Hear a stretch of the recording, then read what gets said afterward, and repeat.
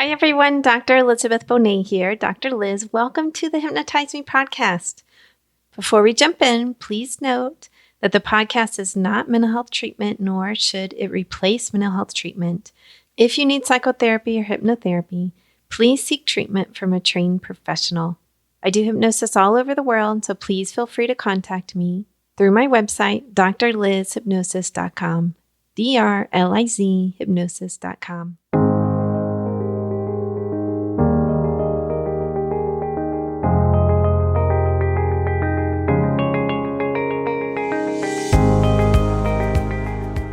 Just a note here at the beginning before we get started. Near the end of the episode, I read my big why, and I start it with, it's been 1 year from that day that I actually threw up.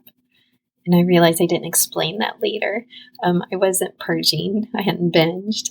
My heartburn had gotten so bad that it actually made me throw up. And later, I found out that it was actually my gallbladder, which eventually needed to be removed. But at the time, I didn't know that, and it tipped off an entire wonderful path towards more health for me.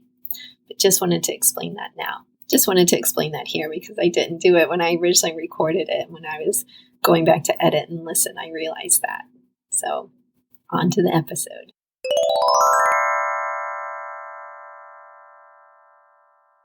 Hi, everyone. Dr. Liz here. So I thought this week that I would talk about practical tips for weight loss, but hypnotic techniques. I know last week I aired an episode with Erica Flint, who wrote 2 books on weight loss, actually. One for hypnosis practitioners, and then another one for the layperson at home wanting to use hypnosis and do self-hypnosis to lose weight. But I felt like we didn't get to a lot of practical, concrete stuff in that one. So I really wanted to do that in this episode. That episode should be the one right before this, actually. That episode is number 175, the one right before this.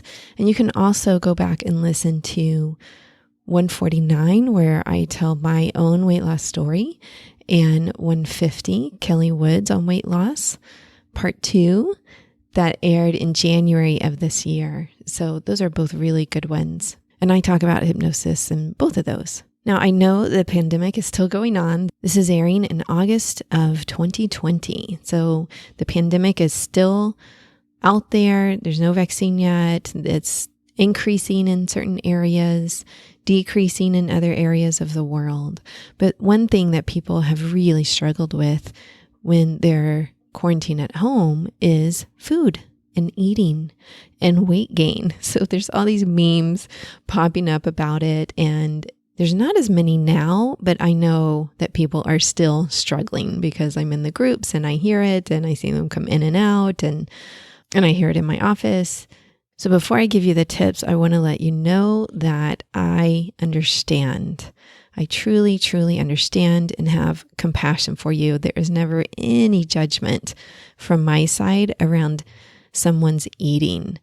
I call myself an ex-overeater because generally it is pretty much under control, but there are times that it still pops up. I went through an extremely stressful couple of weeks ago, and there was one point when I was crying and I thought to myself, oh, if I could just have some ice cream. If I could just have some ice cream, everything would be better. Okay. And then I had to pause because I know that that's not true. That thought isn't true. Beforehand, you may feel like that, but after it's going to feel worse. So I had to go to my own tools and skills and say, all right, what can I do instead? Like really, you're feeling sad. What can I do to help myself feel better? And for me, that is quilting and ironing, and because you have to do a lot of ironing when you quilt, like ironing the little fabric pieces. So I was like, all right, I will work on that. And it really did help because the feelings passed, the craving passed, and I felt better. So that's just one tip for you. That wasn't even part of my 3 tips for you. Like, ask yourself, what else can I do other than eat? If a craving or urge arises and you know you're not truly hungry, really you are sad or angry or upset or something emotional going on. All right, now let's get to the 3 hypnotic techniques. The first one is straight up visualization. This only takes a couple of minutes. That's it, right?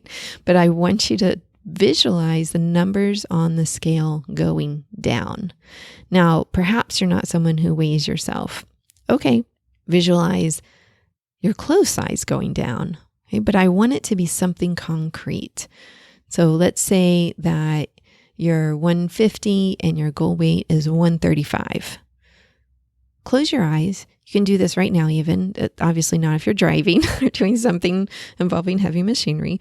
Other than that, close your eyes and see the number on the scale. See it at 150 and then 148, 147, 144, because sometimes scale numbers drop like that. It's not always linear.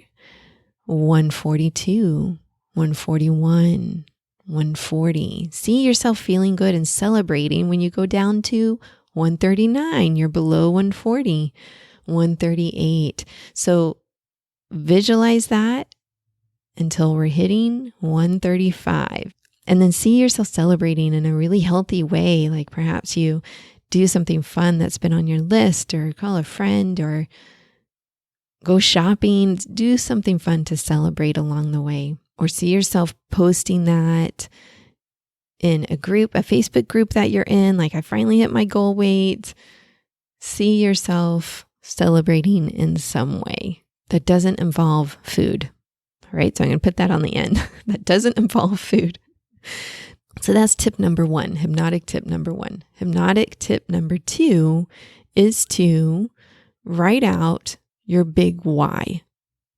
Now, the big why I hear all over the place. The first time I heard about it, though, was through the free ebook, Never Binge Again. If you go to the website, neverbingeagain.com, you'll get the free ebook and a lot of other resources too.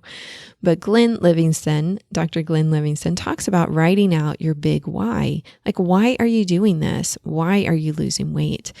A way to do this that he doesn't really talk about is keep a running list throughout the day of reasons for your big why. So you may have bigger ones like, I want to fit in an airplane seat comfortably. I want to buckle the seatbelt comfortably. I want to be able to go shopping and feel good about it. I want to look good.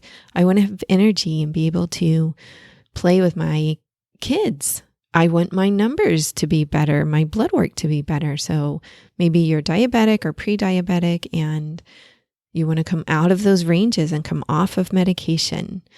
But when I say make a list throughout the day, I'm talking about, okay, perhaps you're doing something and you think to yourself, if I had less weight on me, this would be easier.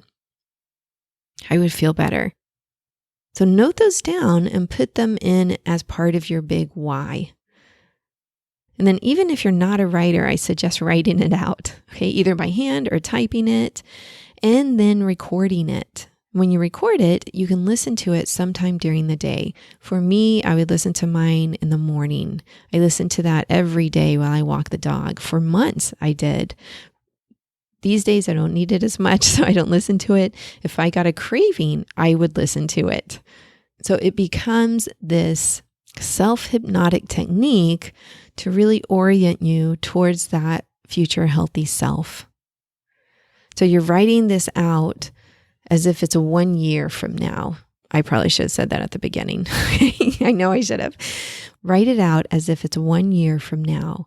So I'm going to read mine so that you get an example of this.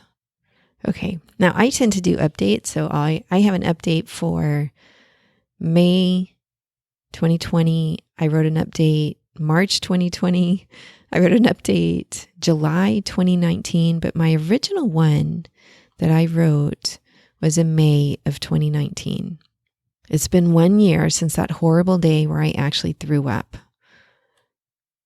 I've lost 60 pounds and am on the correct medication for my thyroid. I figured it out with my doctor and just went step by step, not allowing myself to get overwhelmed. Since I changed to paleo eating and grain-free, my Hashimoto's antibodies are less than 35 and I feel so much better. No more heartburn or feeling sick. The itchy ears went away. A miracle. I have plenty of energy for work, my kids, my husband, and my friends. I'm able to get more on my work list done every week, and I'm working towards my goals. I have lost the mental obsession with food and fat adapted and feel really good most days. I exercise 3 to 4 times per week and feel good about it. I'm able to sleep better and not feel exhausted every couple of hours and have to do mini naps all the time. My heels don't crack anymore and my hair looks thicker and healthier. I don't have numbness in my hands anymore. My fat doesn't flip over my pants ever since I'm a much smaller size and have clothes that fit properly. I'm able to easily stay within 5 pounds of my goal weight long term, well into my 80s. I brought my blood glucose down and went out of the pre-diabetic zone. I walk around proud of how I look and have an easier time shopping. It actually feels good. I'm able to wear cute clothes. I have more energy to be a source of healing and transformation for my clients, people in the world, my family, friends, and colleagues. I easily live my purpose in my own life, physically, emotionally, and spiritually. Okay, you can see how mine was related to some of my thyroid and pre-diabetic health problems that were going on. And I really wanted those resolved. And by the way, about 95% of that is resolved. I did come out of the pre-diabetic range. So my A1C is much lower.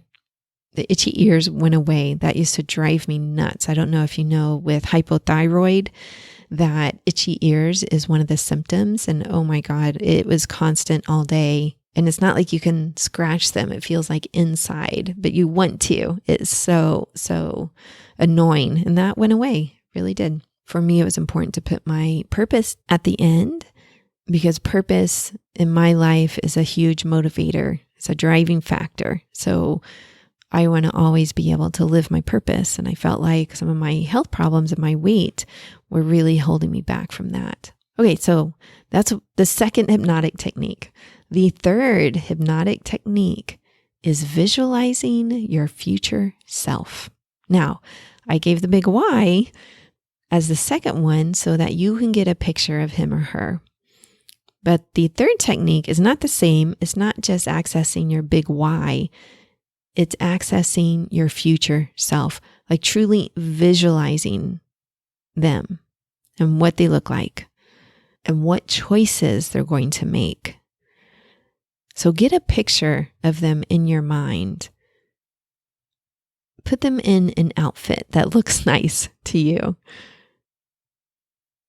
See them as fit and trim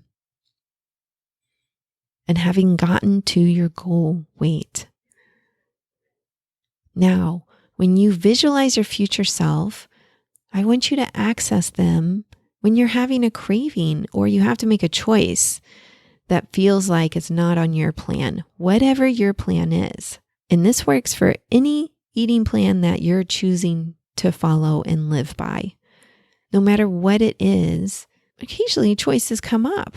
I mean, it may be occasionally for you, but for me, they come up every single day because we eat almost every day unless you're fasting. So when those choices come up, the longer that you stick to an eating plan that you feel like you can maintain the rest of your life, then the choices become easier and easier. You get used to what you're eating and you start to crave what you're eating actually. So maybe in the beginning, I didn't crave avocados. That's on my eating plan. But now I will actually get a craving for cream cheese and avocados. But I have kids in the house and they have lots of snacks around. And I have one child who loves to bake. And the other one tried to make a form of candy the other day. Was not very successful, but she tried and it's like, all right, fantastic, try. But it was a decision point for me. Should I eat a piece of that? It's just straight up sugar, right? Or should I eat a cookie that my other daughter made? And they always want me to taste it. And it actually is on my plan that it's okay to taste it. Take one bite of whatever they made. But more than that, I often have to access my future self. Like, what choice would she make? And for me, I'm pretty close to my goal weight. I didn't hit 60 pounds. I hit 50 pounds lost. And I'm maintaining that right now and hoping to lose a little bit more. Said every American woman ever. But for me, it's like the future self looks like me pretty close. She's maintaining her weight. She feels good about who she is. And so I am accessing her. Would she eat the whole cookie or just take a taste. Your future self may say, okay, you can eat one cookie, but not more than that. Or your future self may say, no cookies for you. No, you know that you can't just eat one. You just keep going. So not even one. Access your future self. Bring them to mind in that moment. And then know that cravings pass. So you're not going to hold on to that craving for a week. Okay, now, I know some of you will say, yes, I am actually. I do hold on to a craving for a week. Okay, but if you hold on to a craving for a week, then shoot for a week and a half and see if it's gone. If you hold on to a craving for a day, shoot for 2 days and see if it's gone. But most people, the craving passes within a couple of hours, and then some of the research they've done on addiction is that actually it can pass as soon as 90 seconds to like 3 minutes. That's fast. Particularly if you go to doing something else. A part of the work I do when I'm working with someone with hypnosis is addressing the cravings in hypnosis, addressing the pausing, slowing down, doing something else, just for 90 seconds or 2 minutes or 3 minutes, and then seeing the craving passing.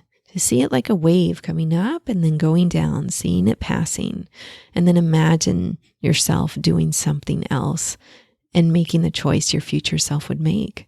So those are 3 hypnotic techniques for you to use at home, and 4 if you count that first one that I didn't even plan.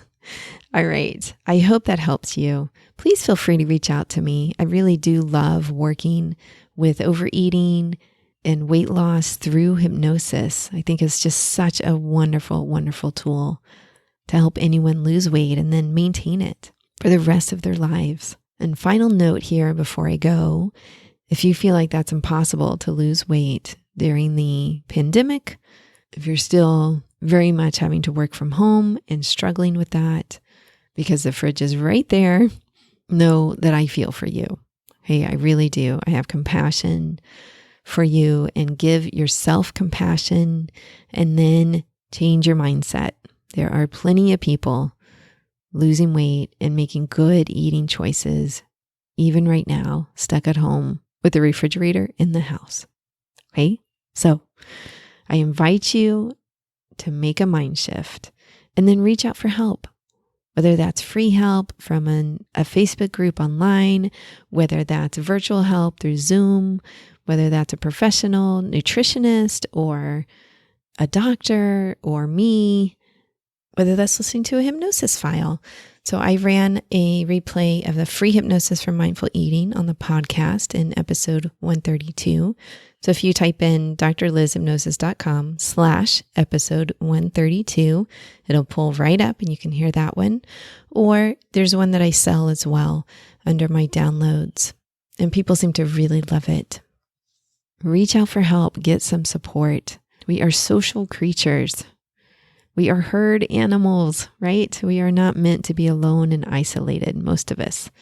I had someone write me the other day an email that says he's super happy living alone in his cabin. I was like, fantastic, right? Like, good for you. Seriously, you're happy, wonderful.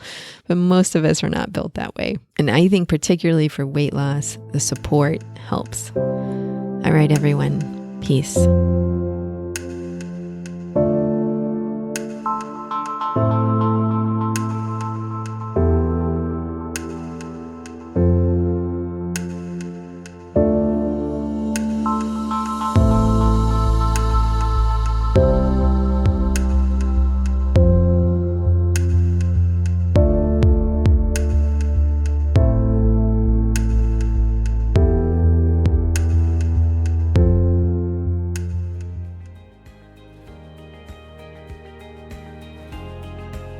I hope you truly enjoyed today's episode.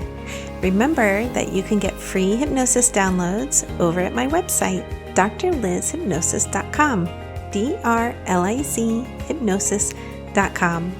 I work all over the world doing hypnosis, so if you're interested in working with me, please schedule a free consultation over at my website, and we'll see what your goals are and if I can be of service to you in helping you reach them. Finally, if you liked today's episode, please subscribe to the podcast or tell a friend. That way, more and more people learn about the power of hypnosis. All right, everyone, have a wonderful week. Peace.